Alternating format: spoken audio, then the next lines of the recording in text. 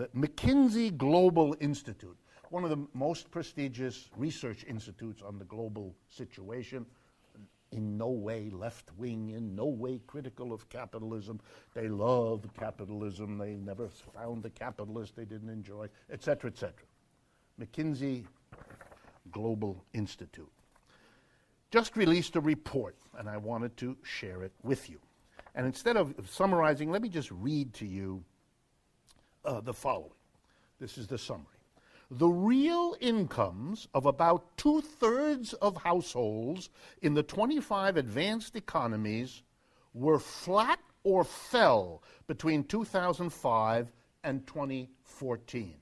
Let me do that again. The real income, by that we mean the amount of stuff you can buy with your income, was flat or fell for 2/3 of the households in the 25 richest countries on this planet over the last 10 years. That's really what this is saying. And they go through in the report, and you can get it on the internet, they go through in the report different countries. So for example, the country that jumped out at me, Italy. What percentage of the households, because it varies from country to country, had flat or falling incomes in Italy? 97%. Now, what you might be surprised at is for the United States, the percentage of families that had flat or declining income, in terms of how they were doing in their jobs, was 81%. But when you adjust that for the transfer payments, that's government supports of one kind or another, and for tax implications, it's reduced to only 2% here in the United States. In other words, 81% of people's incomes, in terms of what they get from their job, went flat or down over the last 10 years.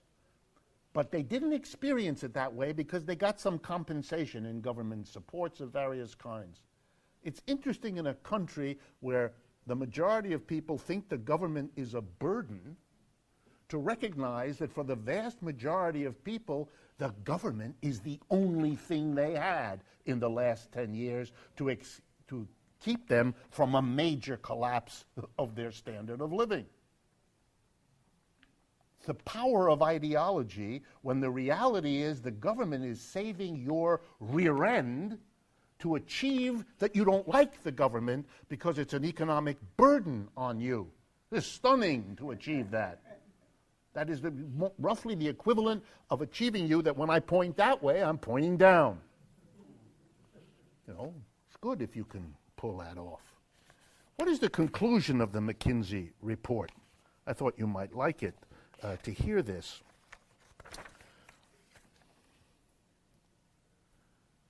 These findings provide a new perspective on the growing debate in advanced economies about income inequality. Notice their language, which until now has focused largely on this and that. Our analysis details the sharp increase in the proportion of households that are simply not advancing, a phenomenon affecting people across the income distribution. And the hardest hit are young, less educated workers, raising the specter of a generation growing up poorer than their parents. Hello. Some of us have been saying this, boringly repeating it for a decade.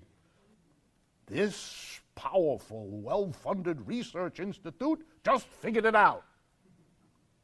But it's important that they did, because they recognize, if you read the whole report, and you can get it online easily, anyone wants to see it, come up at the end.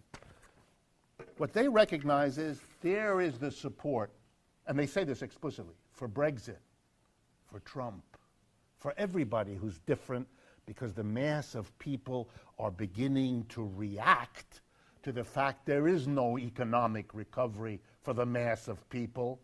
There hasn't been, and it's not the fault of the mass of people, it's the fault of a system that only takes care of the people at the top, and the rest are on their own. And they're worried about it too, and that may be linked somehow to Harvard publishing a book that says Karl Marx was a smart guy. I want to go back to Harvard. I don't mean to pick on Harvard, although I admit I do enjoy that. I don't mean to pick on Harvard, but Harvard, but this is too good to let go. So I'm going to tell you about Harvard.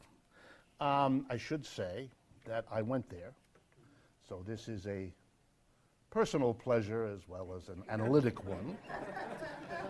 They did try, to be fair, they did try to persuade me that everything that happened there is the greatest thing that could possibly happen.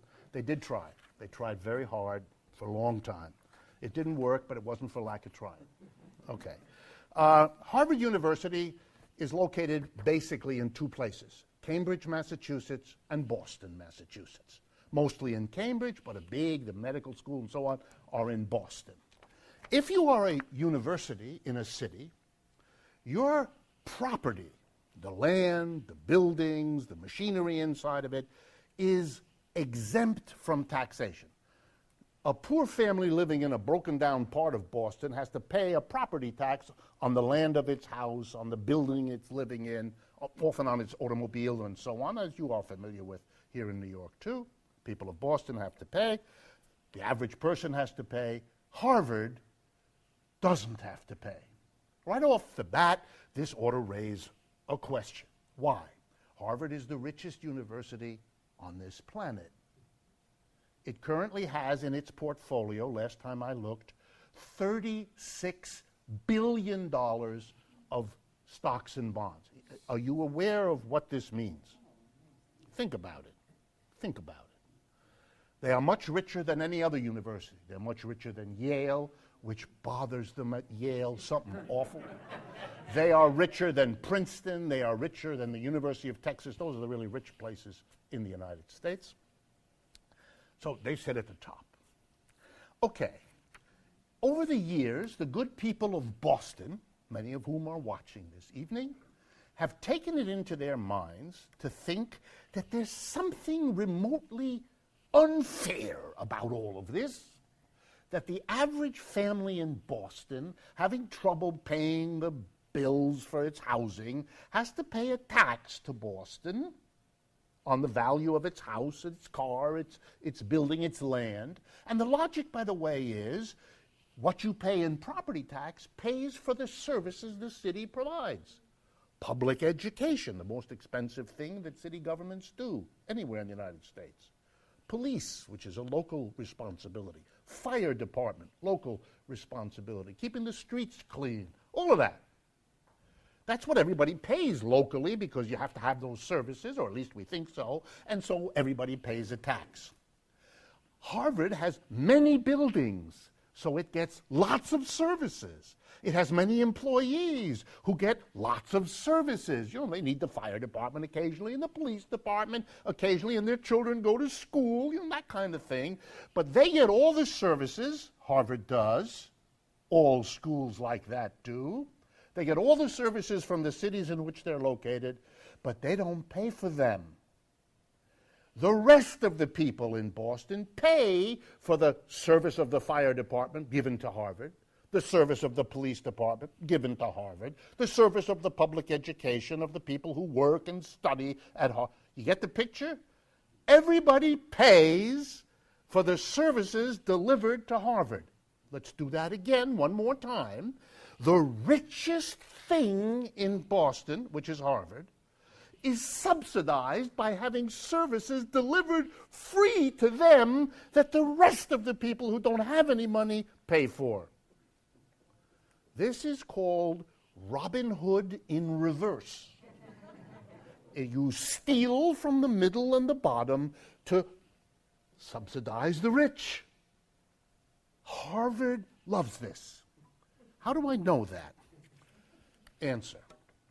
When the people of Boston got angry about this, they pushed through the legislature, Harvard didn't like it, something that has been pushed through legislatures in other towns, like in Princeton, New Jersey, because of Princeton, or in New Haven, Connecticut, because of Yale, and even here in New York with Columbia, and so on. It's called everywhere the pilot program, P-I-L-O-T, which stands for Payments in Lieu of Taxes. It is a voluntary payment because they don't have to. The law gives them exemption, but they make a voluntary payment just out of their sheer civic responsibility. Please forget that the civic responsibility came home to them when people were very angry in the community, and it dawned on them that if you're an institution with lots of buildings in a neighborhood where people are angry at you, things could get out of control, and your buildings might, who knows, fall down, burn up. You might be in a problem. See, for Yale, it's right next to a very poor neighborhood. Columbia is right next to a very poor neighborhood. Princeton, of course, doesn't have this problem. But the people of New Jersey didn't like it. So they forced through a pilot program. So let's see for 2015 how the pilot program worked in Harvard. Okay.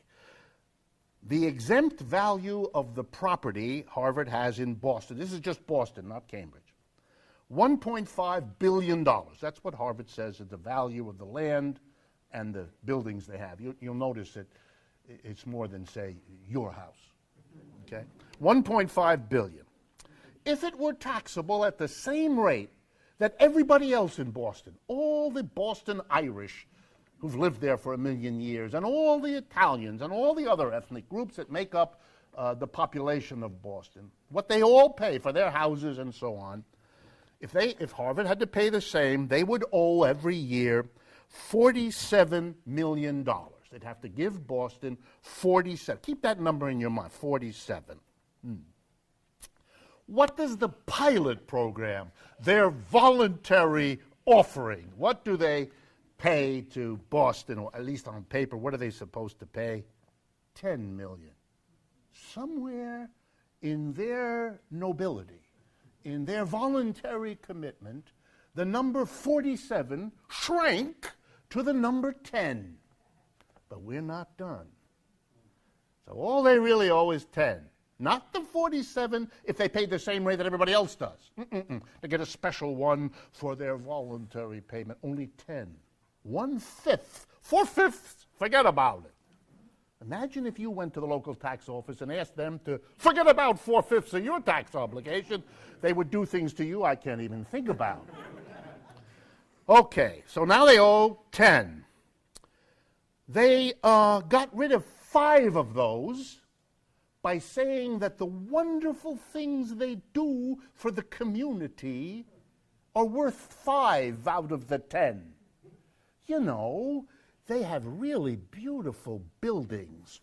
And in front of the buildings, tulips and shrubs. And local people can go to the library. It may cost a bit, and they may look at you funny, but you can go to the library. They worked all that out, and that's worth $5 million out of the 10. So they don't have to pay the 10. They only owe 5. And then the city of Boston is where I got this. This is the official City of Boston records. Here's how much they actually paid out of the 5 left. They paid, ready? $2.2 million. If they paid the same as everybody else, $47 million. What did they actually pay? 2. That's the achievement of an institution of higher learning, the bearer of our civilization. That's its level of responsibility to the host city where it is located, to which they give in this way the middle finger of all their hands. It is, by the way, the same thing happens at Yale. I lived in New Haven most of my adult life. I know all the details of what Yale doesn't do. Yale replicates this behavior. It just doesn't have as much money as Harvard. To keep in mind the proportions, $2 million is what Harvard pays to Boston. Here is the annual income of Yale. Every year, Harvard takes in, through all the monies that it gets, I'll use the last year for which there's numbers, fiscal year 2015, $4.5 billion. In other words, what they paid to Boston is less than 0.5% just of the money they got in 1 year. And they don't even want to pay that. If they paid twice as much, it would be less than 1% of what they take in. They're making money that they don't need. It's almost as if there's a certain principle or pleasure involved in not paying your taxes. A $36 billion institution that services the richest people on this planet can't pay the taxes. By the way, the story in Cambridge, which is where most of Harvard is exactly the same. So let's turn then to the major topic. I want to let that sink in. And to give you a taste of where we're going to go when we look at Trump, Clinton, and the others, we could start by saying, have either of those esteemed candidates had something to say about anything I've just been discussing? Nothing. If this story of what Harvard isn't doing and what is replicated by all the other private universities just about in the country, is this a problem? Would it mean huge amounts of money for these cities to provide programs for their people, to rebuild their slums, to improve their housing, to do a better job of teaching children? You bet. But these two candidates, not on their radar, not in their minds. Nothing. Nothing. Bail out banks and have them pay for the sexual peccadillos of their executives, to pay them huge salaries, to have them take steps that hamper the flow of taxes which were used to bail them out. It's too much. You wonder why the American people or the British people are disgusted by it all, turn away from it all, will vote for anybody who seems to be giving the finger to a system that works this way, even if the particular programs of such a finger giver don't make a whole lot of sense and won't help you much. It's the sheer hope that somebody can call this what it is that moves people. This modern capitalism hasn't just brought us inequality on a scale that blows your mind. Instability. This is a system which in the last 75 years has collapsed twice. In the 1930s, it collapsed. In 2008, it collapsed again. And between the end of the 1930s collapse, that's 1941, and the beginning of this one, 2008, the economic downturns that we had, there were 11 of them. If you, I hate to do this, some of you have heard this, I got to do it again. If you lived with a roommate as unstable as this system, you would have moved out long ago. Or you would have demanded that the roommate get professional help. But you live in an economic system whose instability, and let's remember what instability means. Suddenly, millions of people lose their job because they're not doing good work. Not at all. They're doing the same thing they did last year. But they're out. Companies go out of business. You walk down the major streets, say, for example, New York, and half the stores, I live on 6th Avenue, half the stores on 6th Avenue where I live are empty. They've been empty for months, some of them years. What's going on? We have homeless people, lots of them, who can sit across the street from the buildings that are empty and look at them, but they can't go in them. This is a brilliant system. Fantastic. It breaks down over and over again. Isn't that an issue? Shouldn't the instability that haunts us, that damages us, that we've just gone through, so it's very present, shouldn't that be some kind of issue for these candidates to discuss, to offer some solution? Nothing. What instability? Some of you may remember a wonderful film called Young Frankenstein. You remember it? Mel Brooks, one of his better ones. And there's a moment in the film where Gene Wilder, the guy who plays the doctor, steps out of a coach. He's on his way to the castle where all the weird stuff happens. And a wonderful British actor named Marty Feldman it has a, what in France called bossu, in English, hunchback. He has a hunchback, and he's bent over. And the doctor gets out of the coach and inadvertently touches the protrusion on his back. And he goes, oh, he's obviously terribly embarrassed that he should touch it. He looks down at the guy and says, I'm terribly sorry. I'm terrible. And the guy looks up and says, what are you talking about? He says, well, your hump. And the guy, Marty looks up and says, what hump? That's America. What hump? What instability? What inequality? What are you talking about? Nail file. Where's the nail file? I don't have big problems. And then the injustice of it all. The end result of all of this. Come on, we do all know what the end results are, right? Police having pitched battles with the communities they're supposed to serve, and instead they're shooting them because they're terrified, they're scared, or they're out of control, or whatever it is.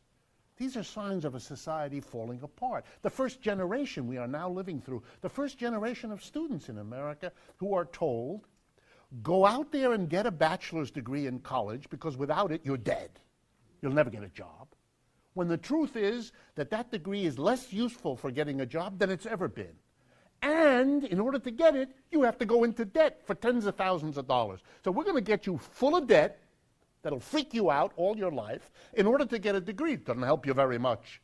Whoa, what a lovely offer to a new generation. What kind of a country does that? What kind of... Nothing. Yes, Mrs. Clinton has said something about reducing the cost. She didn't want to go so far as Mr. Sanders, who actually wanted to eliminate the cost. And for those of you who don't know, let me tell you that half a dozen countries in Europe have already done. That is, there is no cost. In Germany, the cost to get a college education is zero. Not just for Germans, for anybody. 10,000 Americans have already gone to Germany in the last 3 years to take advantage of the free education they can get in Germany, because it's given to anybody who comes to Germany, whether you're a German citizen or not. How weird. What a strange place. Do we talk about that here? Not at all. All right, let me end this way. What might, just as a hypothetical, what might be on the agenda for candidates in an election to drive home what isn't being said is the most important thing for me to get across to you? Here I'm going to give you a list of some of the things that could be discussed in the time that I have left. Number one, the problem of unemployment. We have in the United States today, according to the official statistics of the BLS, the Bureau of Labor Statistics in Washington, who keeps these records, we have somewhere between 8 and 10 million unemployed Americans, legally so defined. In addition, over the last 5 or 6 years, we've had a decline in the labor force participation rate. That's a number that measures how many of the adults in our society are going to work, are looking for work, or have a job. About 5 to 8 million of those have dropped out. And let me make sure you all understand what that means. These are Americans who continue to eat because they do not commit suicide. It's very inconvenient. They don't work, but they continue. They insist on living. So they eat, they wear clothes, they need a house, they use a car, they live and they consume. Okay, if they're consuming like before, but they're not working like before, that means the rest of us who are working are required to take care of them who are not contributing. And they lean on their family, their friends, their neighbors to help them. Or they engage in illegal activities, don't they? This is a problem. This is not good. So if you put these two numbers together, we're talking 15 to 20 million people. Now here's an idea that a campaign might have. The federal government should hire them. And why should it do that? Because that's what we did the last time we had this problem. In the 1930s, there was a federal jobs program. The working class of Americans demanded this of the government, and the government gave it to them for fear of what might happen if they didn't. Between 1934 and 41, 15 million people, that's about it. That's what we need. 15 million people got a federal job. They got work to do, and they got an income. And guess what? With that income, they bought things, which gave other Americans a job making the things they bought. What a smart idea. Wow. The amazing thing in this country is that's our history. And neither of the two candidates says a word about it, ever. It's like it never happened. The politics of denial. They don't have a debate for or against it, how to do it, how to pay for it, all of the interesting. Not there. And what might happen if you had 15 million people working? You want to rebuild America's cities? There it is. You want to make us ecologically well put? Insulate our homes? Green our society? There's the people. You want to provide daycare for everybody so that we have the ability for adults to be confident that their children have a decent place to be if they go to work? Here's the way to do it. You want to deal with our elderly population, a growing percentage of our people who need programs so that they can be useful and can have a good life for the years they have left? All of this could be done with those people who need the job and who will help the economy by spending the money they're properly paid, just like was done in the 1930s. It's not just that we don't do it. It's that this is a political campaign which keeps it off so that nobody thinks about it. And that those people who are unemployed rot, suffer the indignities of it. The loss of self-esteem, the loss of connection with your employer, the loss of your friendships on the job, all of it. What kind of a society doesn't do this? What else could be done? You could bring the internet to the many parts of the United States where there isn't any, or it's terribly slow and old-fashioned.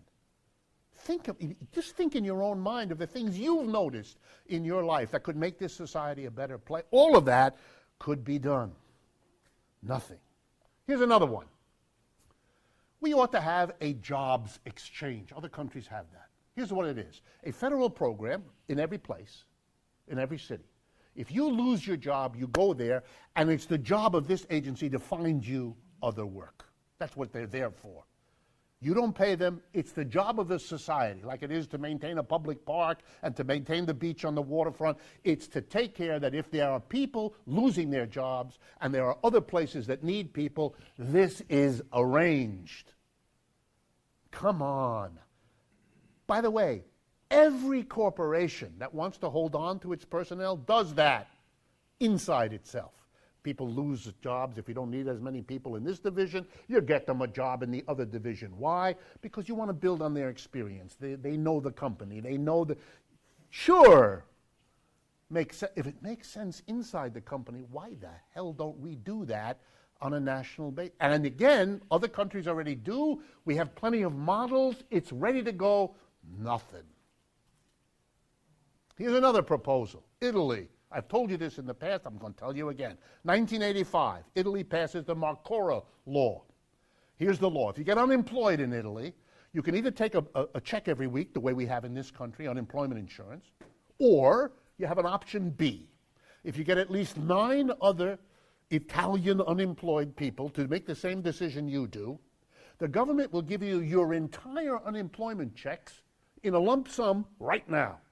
You don't have to wait. You don't have to be unemployed for a year and a half. You don't have to feel terrible about being out of work. You don't have to suffer with your family. None of it.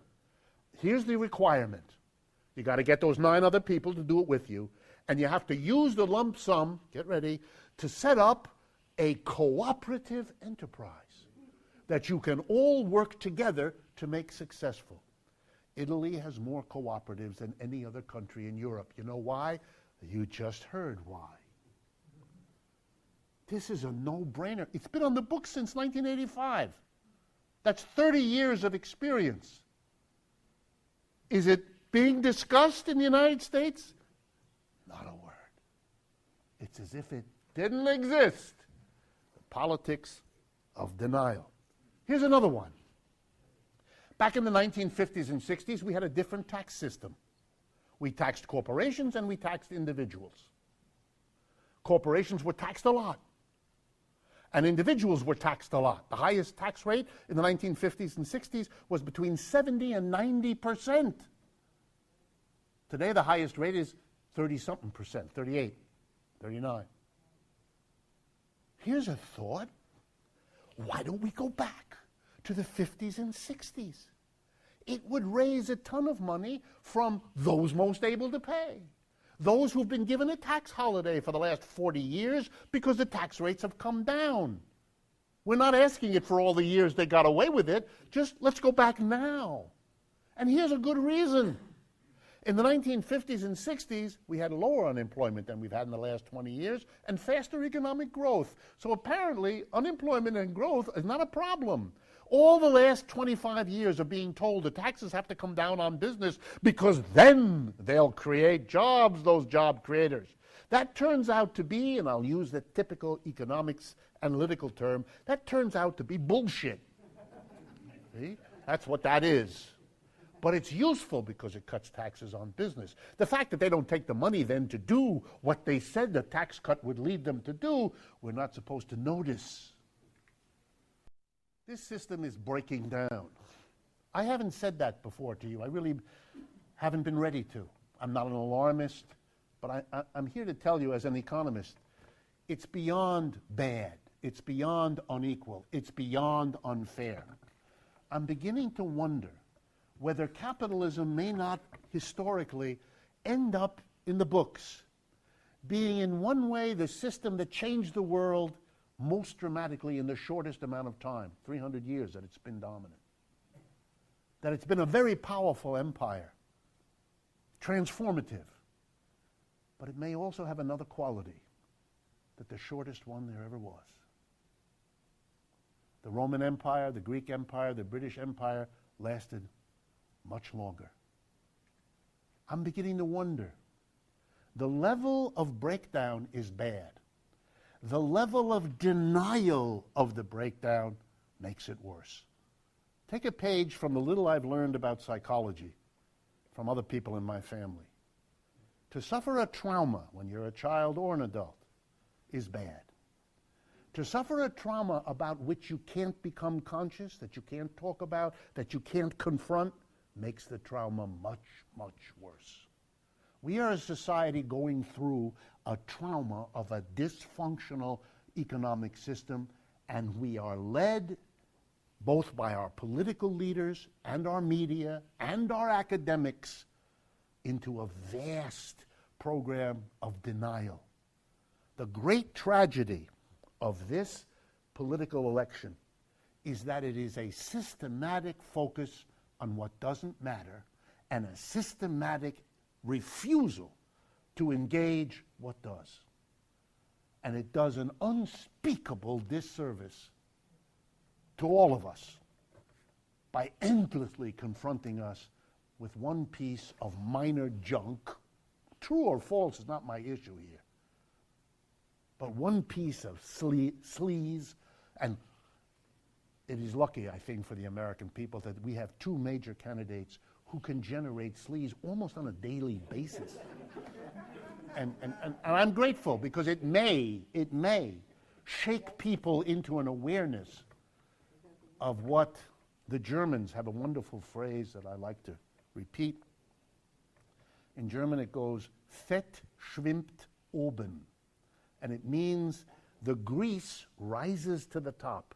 It's a description of what happens when you make soup out of meat bones, and that there's a kind of scum and stuff that rises to the top, which in the cookbook it tells you take a spoon and get rid of that because you want the good part of the bones and the meat, not this stuff that comes up.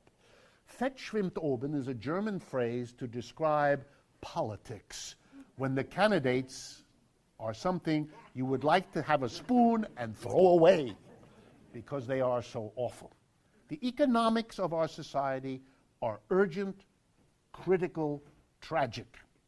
The political response is, what hump? And that's the tragedy of this election, and that's the tragedy of the economics that this society pretends it does not have.